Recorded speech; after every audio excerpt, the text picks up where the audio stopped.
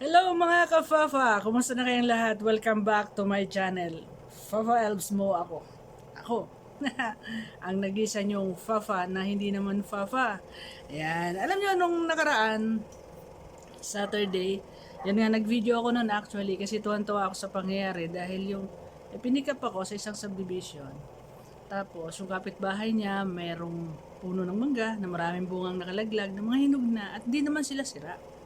At hindi ko maatim-atim na nasasagasaan lang ng mga sasakyan. Kaya lang nahiya naman ako basta pulutin.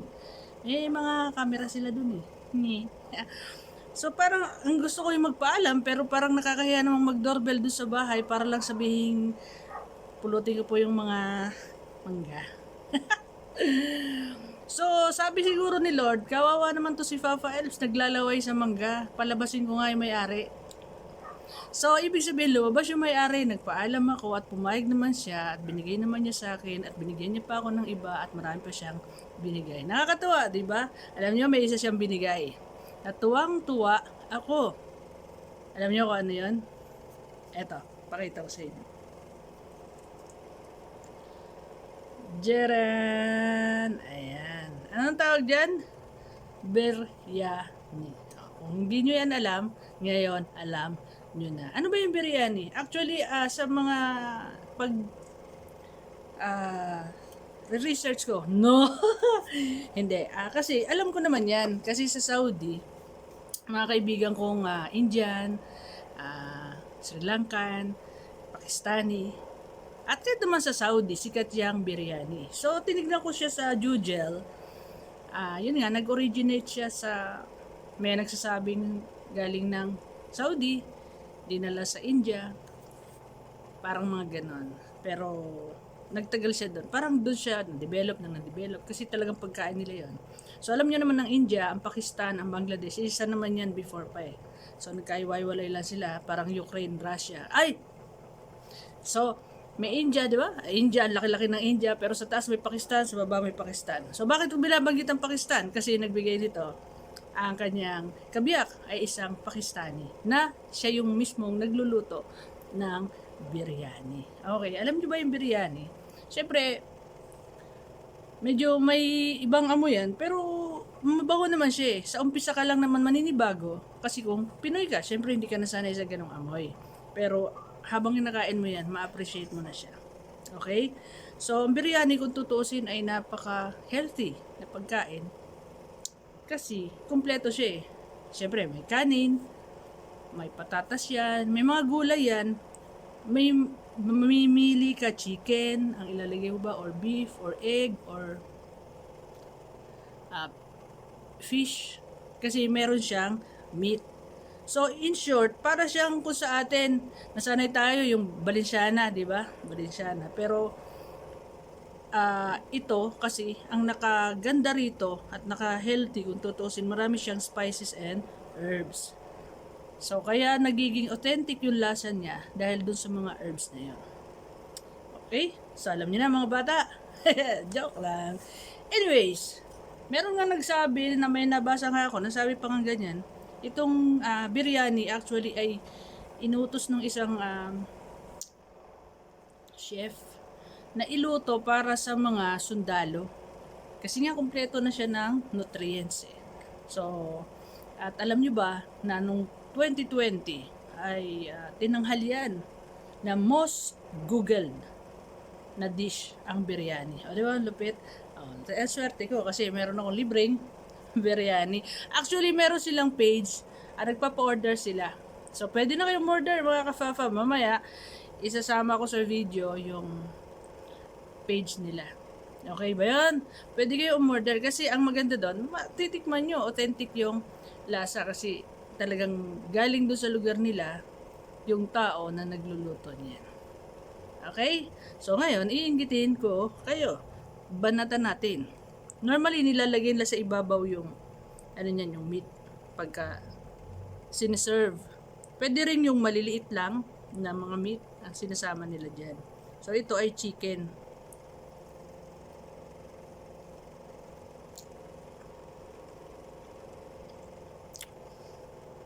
Ay naku, pasok sa loob ng meat yung lasa.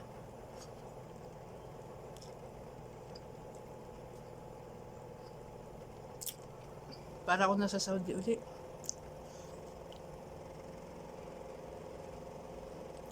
Sarap talaga. Ay, naku. Siyempre masarap din yun sa Popeyes, di ba? Lagi ko namang pinopost din yun. Ayan yun, itong biryani na to. Ipopost ko rin to palagi. Ay, naku. Ito nga yun. Ito nga yung kinakain namin sa Saudi.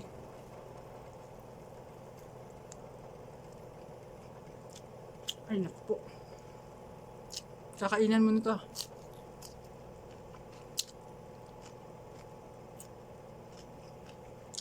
Bahala kayo. Kakain ako talaga rito. Diyan lang kayo yan. Manood lang kayo. So, pwede mo rin siyang pisikan ng lemon. Masarap din to. Nilalagyan pa nga rin namin to ng ano eh. Hot na to. Nilalagyan pa namin ng hot sauce.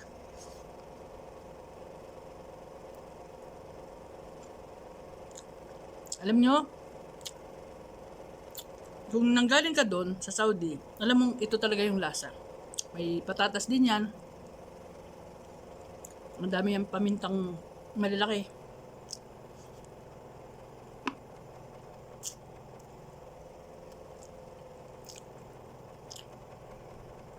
Ganyan to. Buto to eh. Buto ng... Hindi ko alam. Basta, buto. Hindi sa manok to eh. Sama siya sa mga spices nito at herbs. Nga lang, hindi ko alam kung ano. Sorry naman. Ay naku, alam nyo mga kapapa, umorder na lang kayo. Mainis lang kayo sa akin. Umorder na lang. Ang sarap. Ang sarap.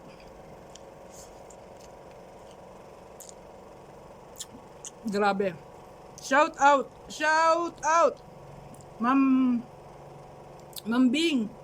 Si Ma'am Bing yung Ilongga. Ilongga siya na kabiyak ni Sir. Si Sir Amir.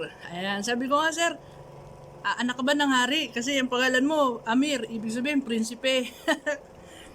So, ito ay luto ng prinsipe. Kaya, malamang, masarap talaga.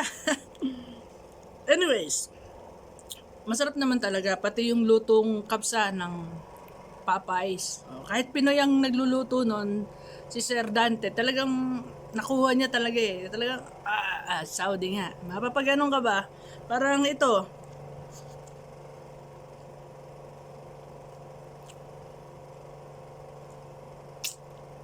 Sabi niya, Mumtaz. Ayan. So, bakit ba ako nangiinggit?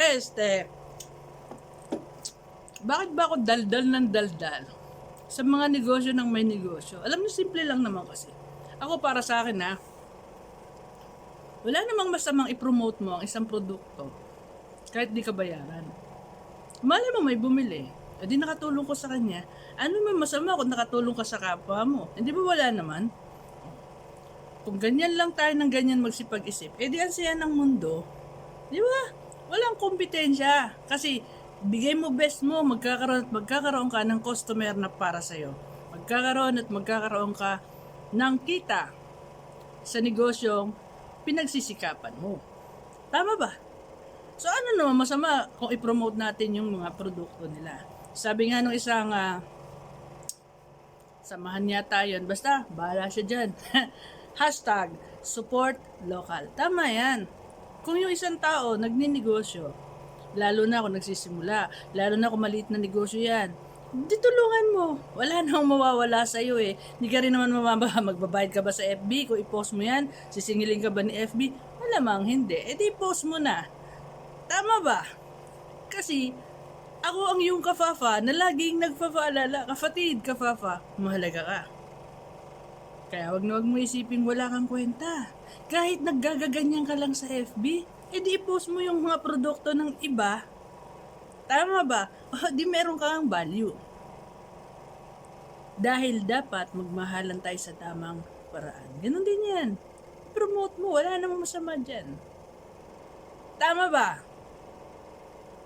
So magtulungan lang tayo at magmahalan at manalangin para sa isa't isa at sa kapayapaan Dahil sa huli, kahit anong gawin natin, kahit anong galing ang meron tayo, kafafa, lagi mo yan tatandaan. Sa huli, marirealize mo, isa lang naman pala ang magaling. Ang Diyos lang na may lalang. Tama ba? Malamang, tama ako. Alam niyo naman yan eh, may tama ako. So, lagi tayong mag-iingat, manatili tayong healthy, at laging mananalangin, huwag kakalimutan yan. At shout out syempre sa patuloy na mga nanonood, kahit konti lang kayo, masaya na ako niyan. Ang mahalaga, alam ko, sinusubaybayan niyo ako, kaya nanonood kayo, active man ako o hindi. Tama? So, shout out sa biryani, kay Ma'am Bing, at kay Sir Amir. Okay, salamat po sa napakasarap na biryani. Salamat po. Sana marami pa kayong maging customer sa mga susunod na mga araw. Ganun din, shout out kay founder Sabi Bakiran. Maraming salamat. Talagang pinagtsatsagaan mo ang aking mga vlog. At sa tip, maraming salamat. Kay Miss Marian, syempre naman, Marian Mora, maraming salamat. At kay Jem, ayan, Jem Bakiran, partner. At kay Ma'am Bisha, at kay Jem Beles. Yan, ang napaka-sexy si Gemma Beles. So maraming salamat sa mga kamag-anak ko at sa mga kaibigan na patuloy na nanonood.